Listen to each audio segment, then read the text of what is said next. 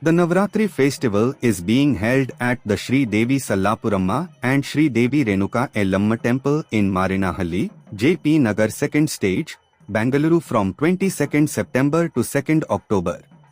Following this, various decorations were made for the Sallapuramma and Renuka Ellamma idols from 22nd September and special pujas were performed. On Wednesday evening, 1st October, Mahishasurmardhini decorations were made for Challapuramma and Renuka Ellamma. The special pujas were performed by many people from the Marinhalli, including the Shivram family. Former Corporator Chandrasekhar Raju and other parts of Bangalore devotees participated in the pujas. Devotional songs were sung on the occasion of the special pujas. A large number of people, including devotees and the public, participated in the pujas. ಅತ್ಯಂತ ಯಶಸ್ವಿಯಾಗಿ ಪ್ರತಿ ದಿವಸ ತಾವೆಲ್ಲ ಬರ್ತಾ ಇದ್ದೀರಾ.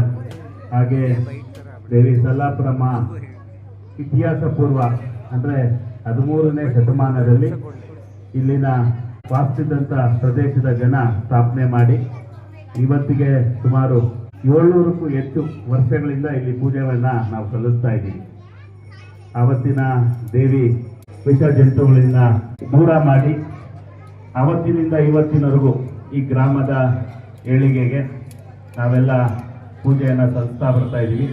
ತಾಯಿಯ ಅಭೆಯಿಂದ ನಾವೆಲ್ಲ ಕೆಟ್ಟದನ್ನು ದೂರ ಮಾಡಿ ಒಳ್ಳೆಯದನ್ನು ಬಯಸ್ತಾ ಆ ತಾಯಿಯ ಸಂಕಲ್ಪ ನಮ್ಮ ಗ್ರಾಮಕ್ಕೆ ಯಾವಾಗೂ ಸಿಗ್ತಾನೆ ಇದೆ.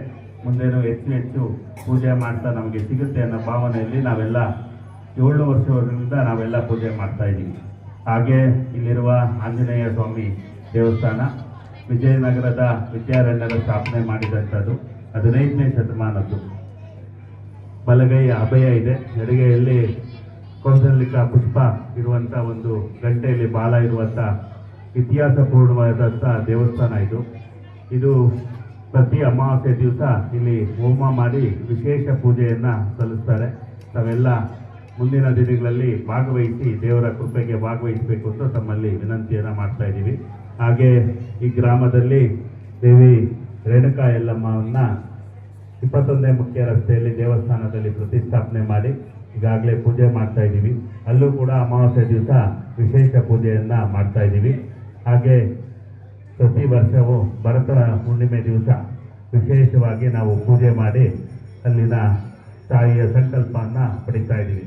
ಹಾಗೆ ಇನ್ನೊಂದು ಗ್ರಾಮದಲ್ಲಿ ಶ್ರೀರಾಮನ ದೇವಸ್ಥಾನ ಸುಮಾರು 50 ವರ್ಷಗಳಿಂದ ಅಲ್ಲಿ ಸ್ಥಾಪನೆ ಮಾಡಿ ಸೀತಾ, ರಾಮ, ಲಕ್ಷ್ಮಣ ಮತ್ತು ಭರತ ಇವರ ಒಂದು ಭವ್ಯವಾದಂಥ ಒಂದು ಆವರಣದಲ್ಲಿ ನಾವು ಆರಾಧನೆ ಮಾಡ್ತಾ ಇದ್ದೀವಿ.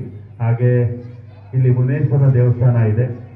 ಹಾಗೆ ವಿಶೇಷವಾದಂಥದ್ದಂದರೆ ನಾಗರಕಟ್ಟೆ ಇದೆ. ನಾಗರ ವಿಶೇಷತೆ ಏನಂದರೆ ಪ್ರತಿ ಮಂಗಳವಾರ ಬೆಳಗ್ಗೆ 8 ಗಂಟೆಗೆ ವಿಶೇಷವಾದ ಪೂಜೆಯನ್ನು ಇಲ್ಲಿ ಮಾಡ್ತೀವಿ. ಹಾಗೆ ನಾಗರ ಪಂಚಮಿಯನ್ನು ವಿಶೇಷವಾಗಿ ನಾವು ಅದನ್ನು ಆಶ್ಲೇಷ ಬಲಿ ಕೊಟ್ಟು ನಾವು ಪೂಜೆಯನ್ನು ಮಾಡ್ತೀವಿ. ಇಷ್ಟು ಈ ಗ್ರಾಮದಲ್ಲಿ ನಡೆಯುವ ಧಾರ್ಮಿಕ ಕಾರ್ಯಕ್ರಮಗಳು. ಎಲ್ಲ ಧಾರ್ಮಿಕ ಕಾರ್ಯಕ್ರಮಗಳಿಗೆ ತಾವೆಲ್ಲ ಮುಂದಿನ ದಿವಸದಲ್ಲಿ ಭಾಗವಹಿಸಿ ಅಂತ ನಾನು ಈ ಮೂಲಕ ಆಹ್ವಾನವನ್ನು ನೀಡ್ತಾ ಇದ್ದೇನೆ.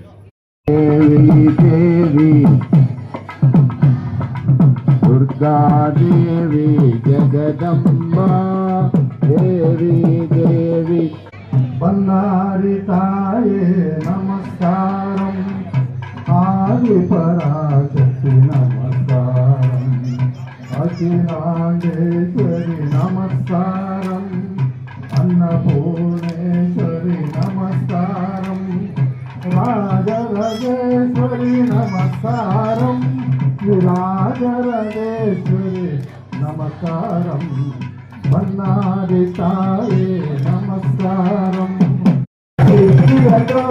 దినకర కోటి దేవయు వెనకరాయణ కుమారి జయ భాగ్య లక్ష్మీ బారమ్మ మమ్మని సౌభాగ్య ಲಕ್ಷ್ಮೀ ಬಾರಮ್ಮ. ಮಾರೇನಹಳ್ಳಿ ಈಗ ಅದು JP ನಗರದ ಒಂದು ಭಾಗ ಆಗೋಗಿದೆ. ಇದು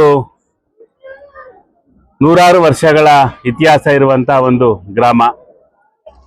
ಇಲ್ಲಿ ಕೆರೆ ಕುಂಟೆ ಗದ್ದೆಗಳು ಎಲ್ಲ ಇದ್ದಂತ ಒಂದು ಗ್ರಾಮ. ಬೆಂಗಳೂರಿಗೆ ಅಂಟಿಕೊಂಡಿದ್ದಂತ ಒಂದು ಗ್ರಾಮವಾಗಿ ಈಗ ಬೆಂಗಳೂರಿನ ಮುಖ್ಯ ಭಾಗವಾಗಿ ಪರಿವರ್ತನೆ ಆಗಿದೆ. ಈ ಗ್ರಾಮವು 13ನೇ ಶತಮಾನದಿಂದ ಇವತ್ತಿನವರೆಗೆ ವಿಜಯನಗರದ ಸಂಸ್ಥಾನದಲ್ಲಿ ಒಳಗೊಂಡಂತೆ, ಮೈಸೂರು ಸಂಸ್ಥಾನಕ್ಕೆ ಒಳಗೊಂಡಂತೆ ಈ ಗ್ರಾಮ ಹಲವು ಆಡಳಿತಗಳಿಗೆ ವಿಭಿನ್ನವಾದಂಥ ವಿಶೇಷವಾದಂಥ ಒಂದು ಗ್ರಾಮ.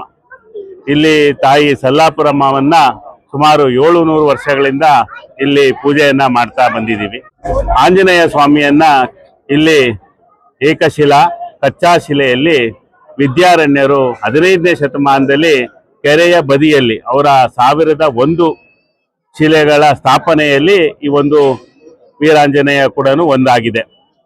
ಇದರ ವಿಶೇಷ ಅಂತ ಹೇಳಿದ್ರೆ ಬಲಗೈ ಅಭಯಹಸ್ತ, ಎಡಗೈಯಲ್ಲಿ ಸೌದಂಗಿಕ ಪುಷ್ಪವನ್ನು ಹೊಂದಿರುವಂತ ವಿಶೇಷವಾದಂತ ಬಾಲದಲ್ಲಿ ಗಂಟೆ ಇರುವಂತ ದೇವಸ್ಥಾನವಾಗಿದೆ. ಇಲ್ಲಿ ಗ್ರಾಮಸ್ಥರಲ್ಲದೆ ಇಲ್ಲಿನ ಸುತ್ತಮುತ್ತಲಿನ ಜನ ಎಲ್ಲರೂ ಪ್ರತಿನಿತ್ಯ ಪೂಜೆಯನ್ನ ಸಲ್ಲಿಸ್ತಾ ಇದ್ದಾರೆ. ಹಾಗೆ ವಿಶೇಷವಾಗಿ ಇವಾಗ ನವರಾತ್ರಿಯನ್ನ ನಾವು ಸುಮಾರು 10 ದಿನ, ಈ ಸತಿ 11 ದಿವಸ ಬಂದಿದೆ. ಈ ವಿಶೇಷವಾದ ದಿನವನ್ನು ತಾಯಿ ಸಲ್ಲಾಪುರಮ್ಮ ಹಾಗೂ ಶಕ್ತಿ ದೇವತೆಯಾದ ರೇಣುಕಾ ಯಲ್ಲಮ್ಮನ್ನ ಆರಾಧನೆಯನ್ನ ಮಾಡ್ತೀವಿ. ಉತ್ಸವ ಮೂರ್ತಿಗಳನ್ನ ಅಲಂಕರಿಸಿ ಮೊದಲನೇ ದಿವಸದಿಂದ ವಿಜಯದಶಮಿಯವರೆಗೆ ವಿಭಿನ್ನವಾದಂತಹ ಕಾರ್ಯಕ್ರಮಗಳನ್ನ ಪ್ರತಿ ದಿವಸ ಸಂಜೆ 6ರಿಂದ 10 ಗಂಟೆವರೆಗೆ ಒಂದು ಕಾರ್ಯಕ್ರಮಗಳನ್ನ ಹಮ್ಮಿಕೊಂಡು ಪ್ರತಿ ದಿವಸ ವಿಶೇಷ ಪೂಜೆಗಳನ್ನ ಸಲ್ಲಿಸ್ಕೊಂಡು ಈ ಪ್ರಾಂತದಲ್ಲಿರುವ ಜನರಿಗೆ ಒಂದು ಉತ್ತಮವಾದಂತ ವಿಜಯದಶಮಿಯನ್ನ ನಾವಿಲ್ಲಿ ಕೊಡ್ತಾ ಬಂದಿದ್ದೀವಿ. ನಾಳೆ ವಿಜಯದಶಮಿಯಿಂದ ಇಲ್ಲಿನ 4 ಗ್ರಾಮಗಳು ಸೇರಿ ಅಲ್ಲಿನ ಎಲ್ಲಾ ದೇವರುಗಳನ್ನ ತಗೊಂಡು ಬಂದು ಇಲ್ಲಿನ ಜಯನಗರದ 9th ಬ್ಲಾಕ್ ಇವತ್ತೇನಿದೆ ಬಿಗ್ ಬಜಾರ್ ಮುಂದೆಗಡೆ, ಅವತ್ತಿನ ಹಿಂದಿನ ಕಾಲದಲ್ಲಿ ಅದನ್ನ ಒಂದು ಮರದ ಒಂದು ತೋಟವಾಗಿತ್ತು. ಆ ತೋಟದ ಈಗ ಎಲ್ಲ ನಗರೀಕರಣ ಆದಮೇಲೆ ಆ ಭಾಗದಲ್ಲಿ ನಾವೆಲ್ಲ ಸೇರಿ ಸುಮಾರು 10,000ಕ್ಕಿಂತ ಹೆಚ್ಚು ಜನ ಅಲ್ಲಿ ಸೇರಿ ಒಂದು ವಿಶೇಷವಾದಂತ ವಿಜಯದಶಮಿಯನ್ನ ತಾಯಿಯಿಂದ ಹಂಬಾಕುವಂತ ಒಂದು ಕೆಲಸವನ್ನ ನಾವು ಮಾಡ್ತೀವಿ. ಇದರ ವಿಜೃಂಭಣೆ ಆದ ನಂತರ ತಾಯಿಯನ್ನ ಪ್ರತಿ ಬೀದಿಯಲ್ಲಿ ಮೆರವಣಿಗೆ ಮಾಡಿ ಆ ತಾಯಿಯ ದರ್ಶನವನ್ನ ಈ ಗ್ರಾಮಸ್ಥರು ಸುತ್ತಮುತ್ತಲಿನ ಜನರಿಗೆ ನಾವು ಅವಕಾಶವನ್ನ ಮಾಡಿಕೊಂಡು ಬರ್ತಾ ಇದ್ದೀವಿ. ಇದಕ್ಕೆ ಎಲ್ಲರ ಸಹಕಾರ, ಇಲ್ಲಿ ಚುನಾಯಿತ ಪ್ರತಿನಿಧಿಗಳು, ಧಾರ್ಮಿಕ ಸಂಸ್ಥೆಗಳು, ಸಂಘ ಸಂಸ್ಥೆಗಳು, ಗ್ರಾಮಸ್ಥರು ಎಲ್ಲರೂ ಸೇರಿ ನಾವೆಲ್ಲ ಸೇರಿ ಒಟ್ಟಾಗಿ ಜಾತಿ ಭೇದ ಎಲ್ಲ ಮರೆತು ನೀವೆಲ್ಲ ನೋಡಿದ್ದೀರಾ, ಎಲ್ಲ ಗ್ರಾಮಗಳಲ್ಲಿ ಜಾತಿ ವ್ಯವಸ್ಥೆ ಇದೆ. ಇಲ್ಲಿ ಜಾತಿಯನ್ನ ಮೀರಿ ಎಲ್ಲರೂ ಒಟ್ಟಾಗಿ ನಾವು ಇಲ್ಲಿ ಈ ದೇವಿಯನ್ನ ಆರಾಧನೆ ಮಾಡ್ತಾ ಇದ್ದೀವಿ. ವಿಶೇಷ ಅಂದ್ರೆ ಜಾತಿ ಹೋಗಬೇಕು, ಎಲ್ಲ ಧರ್ಮವು ಒಂದೇ ಧರ್ಮ ಅಂತ ಪಾಲಿಸ್ಬೇಕು ಅನ್ನೋ ವಿಶೇಷ ಕಲ್ಪನೆ ಇಟ್ಕೊಂಡು ನಾವೆಲ್ಲ ಮಾಡ್ತಾ ಇದೀವಿ ಅಂತ ಹೇಳೋದಕ್ಕೆ ನಾನು ಇಚ್ಛೆ ಪಡ್ತೀನಿ.